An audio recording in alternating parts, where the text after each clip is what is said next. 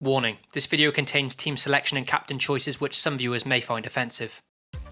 Hey guys, and welcome back to FPL TV. Before looking to Game Week 33 plus, let's quickly see how my team's doing in Game Week 32. As mentioned in my last video, my transfer plan this week was to target Man United's good fixtures and bring in another one of their attackers. I opted to buy Marcus Rashford, and in order to do so, one of either Danny Ings or Calvert-Lewin had to make way. And well, I think we all know how that one went. I sold Ings, who racked up his biggest haul of the season with 13 points, and kept Calvert-Lewin, who did sweet f*** all. Throughout this season, I have had my fair share of bad luck, but in this case, this wasn't bad luck, but simply a very poor decision. Calvert-Lewin had yet to score since the restart, whilst Ings and Southampton had shown signs of good form in their performance against Norwich. So to sell Ings before facing a relegation threat in Watford was simply a stupid mistake, and a classic case of putting long-term fixtures over form. Ings now faces Man City, Everton and United in his next 3 games, so all I can hope is he doesn't continue to punish me further.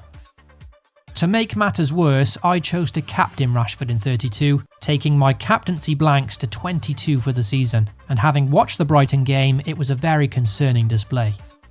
The England striker stayed wide and deep for the majority of the game, rarely getting into good attacking positions and only managing 1 shot throughout the entire match. I was very optimistic about buying Rashford last week, but seeing how wide he played has certainly put a dampener on things, especially considering he's an expensive 9 million in FPL and registered as a forward. Due to his nice upcoming fixtures, I'm happy to hold on to him for now, and buying him was part of a longer term plan. But considering how wide he played and how little he was involved, I don't think I can trust him with the captaincy again. The shining light in my side so far this week was Bruno Fernandes. Granted, he couldn't do the job for me as my captain in Game Week 31, but at least when you captain Fernandes, you know he's going to be heavily involved throughout the game. It was a superb display from Mr. Consistent, making him a very appealing captaincy choice against Bournemouth next time out. So, with my calamity transfer and captaincy choices for Game Week 32, unfortunately I'm currently on an abysmal 37 points. Before Wednesday evening's fixtures, I was actually looking at a healthy green arrow of 100,000 places, but following Aubameyang's mega haul against Norwich, it's sadly undone that progress. My current rank essentially stays the same as last week, dropping around 6,000 places. I do still have 4 players to go, with Henderson, Trent, Mo Salah and Son Heung-min, so despite a poor game week, perhaps a couple of returns from them can see me squeeze a small green arrow. Let's move on to Game Week 33 now, and see how my side is shaping up along with some transfer considerations. Also, if you enjoy the content here, or if you're doing bad in FPL and simply want to see my team to make yourself feel better, then please consider getting subscribed to FPL TV. You can also hit the notification bell so you always know when a new video goes live. Despite another painfully underwhelming game week, I don't think there's any immediate things I have to change when looking at my lineup for Game Week 33. Bar the goalkeeper Dean Henderson, the rest of my squad all boast home fixtures, with Wolves at home to Arsenal, United at home to a sinking Bournemouth, and Liverpool having a juicy fixture at home to Aston Villa. Charlie Taylor will stay in my starting 11 this week, following back-to-back clean sheets for Burnley. The Clarets face Sheffield United this week, who are a team struggling for goals since we came out of lockdown. Looking at this fixture on paper, it has the makings of a drab 0-0 draw, and I would certainly take that with Dean Henderson also in goal. If it was to be a 0-0, then it would be a shame to bench Ender Stevens this week, but with me already having 2 defensive assets in that fixture, I'm not sure I want to triple down on that one, especially with Sheffield United being the away side, and defensively they haven't been that strong since the restart.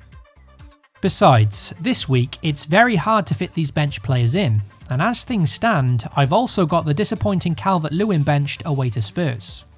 Despite being the English Batistuta before I bought him, the Everton frontman is yet to score for me, and I'm not sure whether to squeeze him into my starting 11. I either play him away to Spurs or keep Jamal Lascelles in my 11 at home to West Ham. Newcastle are in good form at the moment, and were very unlucky not to keep another clean sheet away to Bournemouth last time out, conceding a consolation in the 94th minute. His opponents West Ham do come off the back of an impressive 3-goal win against Chelsea though, and in FPL my instinct is usually to go with attacking players over defenders. Playing either Calvert-Lewin or Lascelles is something I'm still weighing up, and I guess I'll see how the Spurs defence look this evening against Sheffield United before finalising my decision. Let me know which player you'd start this week by voting on the poll card attached to this video. So let's move on now to the part of the video I know you're all waiting for, and look at who I'm captaining this week, so you then know who not to captain for Game Week 33. For me, it's between two players, Mo Salah at home to Villa and Bruno Fernandes at home to Bournemouth. As I'm recording this video, Liverpool are yet to play Man City in Game Week 32, and what happens in that game can certainly have an impact on my decision. The information we do have so far is that Bruno Fernandes was subbed after 62 minutes against Brighton, and is therefore guaranteed to start at home to Bournemouth. The Cherries are in complete freefall at the moment, just coming off a 4-1 drubbing at the hands of Newcastle. With Bruno and United in superb form against a Bournemouth side who are really struggling, captaining him does seem a very sensible move. As I said, Mo Salah is still a very strong consideration, and a good performance against Man City will certainly give me something to think about. If I was 100% certain that Klopp was going to play a full-strength side against Villa, then there's no doubt I'd captain Mo Salah for this fixture. But with the title now wrapped up, in my mind, a home game against Villa does seem a good chance to rest a few star players, and that's what has me slightly concerned. Even if Mo Salah does start, we could still see a weaker 11 in general. With my team looking in decent shape for Game Week 33, I could simply hold a transfer this week. However, getting a third United player is certainly tempting given their form and kind run of fixtures. I do have enough money in the bank to upgrade Ender Stevens to Wan-Bissaka this week, and that's one move I've definitely considered. Alternatively, I could fill up that third United spot with Mason Greenwood instead, as a bargain enabler to replace the underperforming Calvert-Lewin. This move would then free up a nice bit of cash to then bring in some Man City players from Game Week 34 onwards, where their fixtures look too good to miss. Either of these moves would then see me bench Jamal Lascelles this week, which may not be necessary. So now that you know who to avoid as captain this week, be sure to drop a like on the video and most importantly get subscribed to FPL TV. Good luck in Game Week 33, FPL responsibly, and I'll catch you all in a few days.